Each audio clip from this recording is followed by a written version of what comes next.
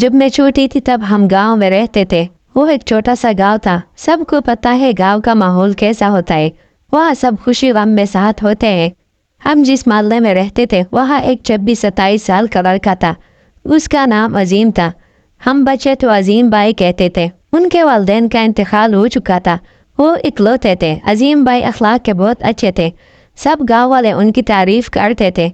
सब ख्वातीन ने सोचा अजीम भाई की शादी करवा देते हैं, ऐसे उनका अकेलापन दूर हो जाएगा। जब सब ख्वातीन ने अजीम भाई से राय पूछी तो अजीम भाई ने रजामंदी जाहिर कर दी और फिर तो सब लड़कियों की तलाश में लग गए। हमारे पड़ोस वाली आंटी ने दूसरे गांव के एक लड़की का बताया। वो बस माँ बेटी थी, गरीब थे। हम सब लड़की देखने दूसरे गांव गए। मैं छोटी थी। अजीम भाई की शादी की खुशी में सब जगह जाती थी। लड़की का नाम मदीहा था। मदीहा भाभी बहुत प्यारी थी, दुबली पतली गोरी मोमी गुड़िया जैसी। मुझे तो बहुत पसंद आई थी, मगर मसला ये था कि लड़की की माँ उस रिश्ते के लिए रजामंद न हुई। उसका कहना था कि मैं अपनी बेटी की शादी इसी गांव में ही करूंगी ताकि मुश्किल वक्त में मेरी बेटी मेरे काम आ सके। मेरी बेटी के अलावा मेरा इस दुनिया में और कोई भी अपना नहीं जो बुढ़ापे में मेरा ख्याल रख सके। ये शादी न हो सकी जिसका हमें बहुत दुख हुआ, क्योंकि लड़की बहुत अच्छी थी। मगर कहते हैं ना कि रिश्ते आसमान पर बनते हैं। गांव के करीब शहर में एक हकीम सख्त बीमार हुआ तो उसने अजीम को अपने पास बुलाया। अजीम उसे अपने वालिद का दर्जा देते थे और उनका बहुत एहतराम करते थे। उसकी तबीयत बहुत नासाज थी और मरते वक्त उसने अपनी बेटी शाजिया का हाथ अजीम के हाथ में देते हुए कहा कि मेरी बेटी का ख्याल रखना।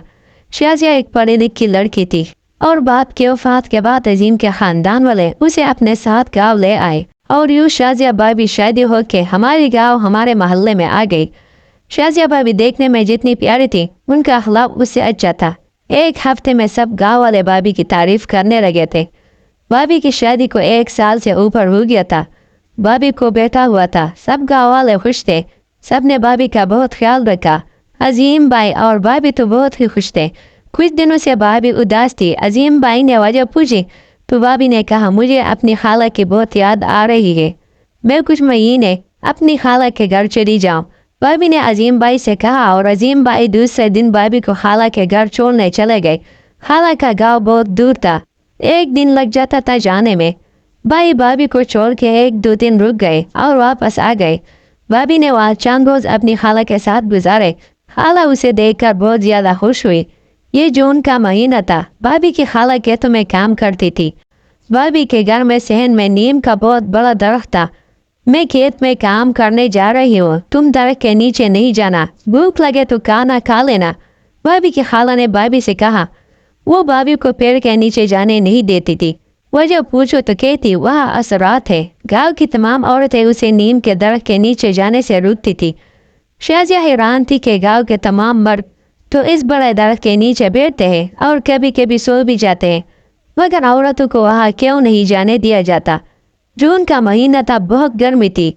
बच्चा गर्मी से रोने लगा। लाइट भी चली गई थी। बच्चे को दूध पिलाया, बच्चा फिर भी रोता रहा। भाभी चुप कर रो के थक गई थी। बच्चे का रोना देखा नहीं जा रहा था और तभी भाभी ने चरपाई दरख्त के नीचे बिछाई और बैठ गई। बच्चे को हवा लगी तो बच्चा चुप होके सो गया। भाभी भी साथ ही लेट गई और भाभी के आंख लग गई। सोते हुए उसे महसूस हुआ कि जैसे कोई चीज उसके कपड़ों के अंदर हरकत कर रही है। भाभी की आंख खाला की आवाज सुन के खुली। शाजिया, ये तूने क्या कर दिया? मैंने तुझे मना किया था पेड़ के नीचे आने और तू यहाँ आके सो गई। खाला ने परेशान होके कहा, अरे खाला देखो कुछ नहीं हुआ, तुम ऐसे ही वहम करती हो। इतनी हवा थी, बहुत अच्छी नींद आई। भाभी ने उठते हुए कहा, अल्लाह करे सब ठीक है हो। भाभी की खाला ने कहा और बच्चे को लेकर अंदर आ गई। रात में दोनों ने खाना खाया और सो गई।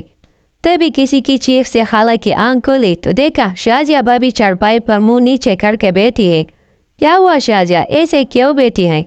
और ये बच्चे को क्या हुआ? खाला ने कहते हुए बच्चे को उठाया। बच्चा बेजान था। माँ दग से रह गई। बच्चा मर चुका था। जिस बात का डर था वही हुआ।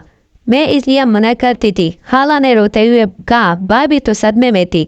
खाला ने रात को ही अजीम भाई को इतला भेजी और कहा बच्चे की तबीयत खराब हो गई थी, अस्पताल जाने तक बच्चा मर गया। और भाभी से भी यही बोलने कहा, सच नहीं बताया।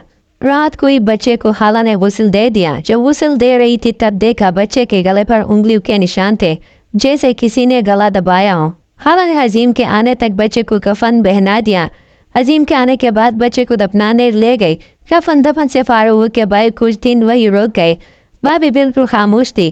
کچھ دنوں بعد بھابھی کو لے کر واپس آ گئے۔ کچھ عرصہ بعد عظیم بھائی نے ایک عالم سے رابطہ کیا اور اسے نیم کے درخت والی کہانی سنائی۔ عالم کو بچے کا واقعہ سن کر بہت افسوس ہوا، مگر اس نے گاؤں والوں کو اس خوف سے ہمیشہ کے لیے آزاد کرنے کا فیصلہ کیا اور نیم کے اس پرانے درخت کو کٹوانے کا فیصلہ کیا۔ مگر یہ اتنا آسان نہیں تھا۔ عالم نے پانی کے گلے پر دم کیا اور درخت کے ارد گرد پانی کا چھڑکاؤ کرنے لگا۔ اس کے بعد درخت پر پہلی ضرب عالم نے خود لگائی اور 20 نوجوان دیہاتیوں کو منتخب کیا اور ہر دیہاتی سے کہا کہ کلہاڑی کی مدد سے 50 ضربیں درخت پر لگاؤ۔ جب آخری دیہاتی نے آخری ضرب لگائی تو درخت زمین پر گر پڑا، مگر ساتھ ہی ساتھ درخت کو آگ لگ گئی۔ سب دیہاتیوں میں خوف و ہراس پھیل چکا تھا۔ کچھ اپنے قدموں پر قائم رہے جبکہ کچھ نے گھر کی طرف دوڑ لگا دی۔ تمام دیہاتی حیران تھے کہ سرسبز درخت کو آگ کیسے لگ گئی۔ درخت ختم ہونے کے ساتھ ہی دیہاتیوں کی پریشانی بھی ختم ہوئی اور دوبارہ اس قسم کا خوفناک واقعہ پھر کبھی پیش نہ آیا۔ عالم کے مطابق اس نیم کے درخت پر ایک جن قابض تھا جو کہ مسلمان نہیں تھا، ظالم ہونے کے ساتھ ساتھ خوفناک بھی تھا۔ عالم کے مطابق اس نے کلام الہی کی بدولت اس خطرناک جن سے نجات حاصل کی۔